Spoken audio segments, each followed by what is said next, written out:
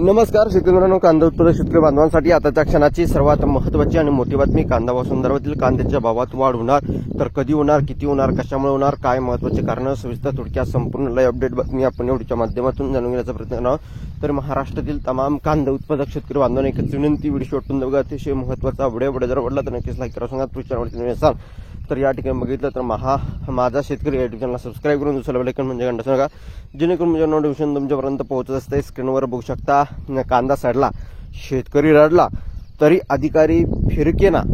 कृषी मंत्र्यांच्या जिल्ह्यातच शेतकऱ्यांना कोणी वाली नाही आहे. बघू शकता, नाशिक जिल्ह्यातील शेतकरी मोठ्या संकटात सापडला आहे. मे महिन्याच्या सुरुवातीपासून सुरू असलेल्या अवकाळी पावसाने शेती पिकाचे मोठे नुकसान होत आहे. मुसळधार पावसामुळे अनेक भागात कांद्याच्या उभ्या पिकात शेतात चिखल झाला आहे, पण अद्याप इथे अधिकारी वर्ग फिरकलेलाही नाही. त्यामुळे शेतकरी नाराज असून संतप्त झाले आहे. कृषी मंत्र्यांच्या जिल्ह्यातच शेतकरी वाऱ्यावर असल्याने भावना व्यक्त होत आहे. कृषी मंत्री माणिकराव कोकाटे नाशिक जिल्ह्यात आहेत, पण तरीही कृषी मंत्र्यांच्या जिल्ह्यात शेतकऱ्यांना कोणीही वाली नाही, अशी अवस्था या ठिकाणी झालेली आहे. बाजारभाव मिळत नसल्याने शेतकऱ्यांना शेतात कांदा साठवून ठेवला आहे.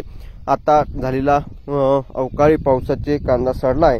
लासलगाव जवळील मरळगोई, बुद्रुक, उमराणे, पिंपळगाव, बसवंत परिसरात कांदा उत्पादकांचे या ठिकाणी बघितलं खऱ्या अर्थानं मोठे नुकसान झाले आहे. दुसरीकडे शेतकऱ्यांना नुकसान झाल्याच्या पिकाचे पंचनामे देखील अद्याप झाले नसल्याने शेतकरी नुकसान भरपाई मिळावी अशी मागणी वारंवार करत आहे. तरीही काल कृषी मंत्र्यांचा तालुका असलेल्या सिन्नर तालुक्यालाही पावसाने झोडपलं.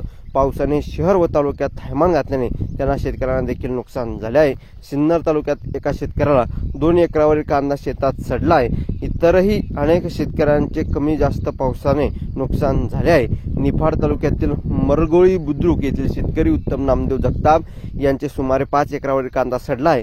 त्यातील बाजारभाव नसल्याने कांदा शेतात ठेवला होता, पण तो आता पावसाने सडला आहे. त्यामुळे शासनाने तातडीने या नुकसान भरपाईची पाहणी करून पंचनामे करून भरपाई देण्यात यावी. धन्यवाद.